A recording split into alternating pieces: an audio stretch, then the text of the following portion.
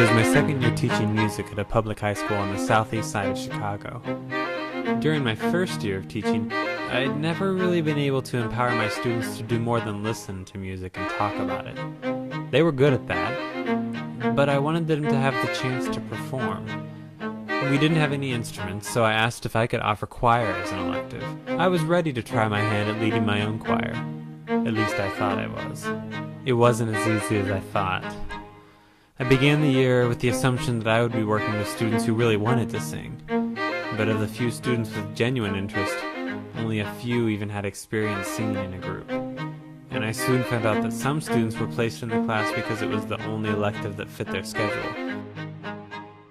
Pretty soon we were all stuck in a daily cycle that we all came to dread. They didn't have any concept of what choral singing was supposed to be like, and I didn't know how to get them to understand. They hated all the vocal exercises I learned growing up and in college. I didn't know what else to do.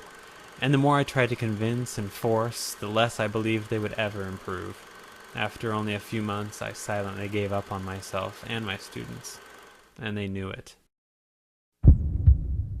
Lumps of anxiety churned in my stomach every morning as I drove to school. The choir students met my growing bitterness and sarcasm with resentment and defensiveness. They doubted my every word, and our monotonous rehearsals often turned into pointless power struggles. I couldn't figure out why they didn't just trust me. I knew what I was doing, even though it was painfully obvious that I barely trusted myself.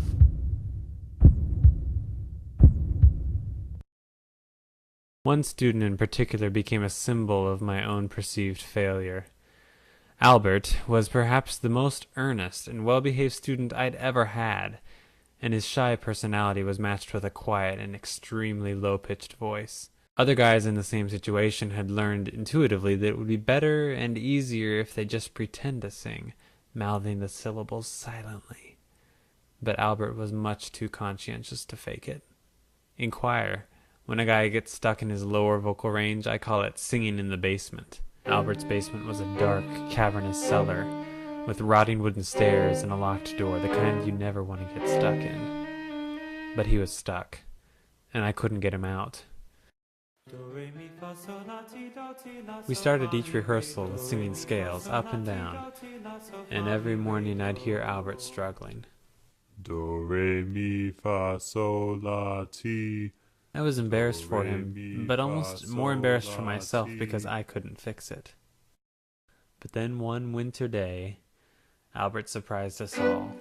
We were in the middle of our usual warm-ups, but this time, without warning, Albert's voice popped out of nowhere and sailed gracefully to the top of the scale and back down again. It sounded effortless, and everyone heard it. I was genuinely shocked. My jaw dropped, and out jumped the falsetto opera singer voice that I only use around my friends and family. I jumped up from the piano, and they could see in my eyes that Albert had done something truly amazing. Did you hear that? You did it! Did you all hear that? The room shifted uncomfortably for a second, and a few kids laughed nervously, but then everyone erupted into genuine applause. I realized later that this may have been the first time some of my students had ever seen me as a real person. In those moments, they watched me experience excitement, joy, relief, pride, and then a little bit of embarrassment, emotions that I generally kept locked away at school. They knew in that moment that I loved what I was doing. And for a moment, completely by accident, I allowed them to see my passion for music and for teaching.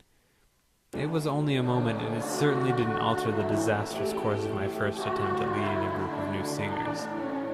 But we experienced that moment together, as a choir.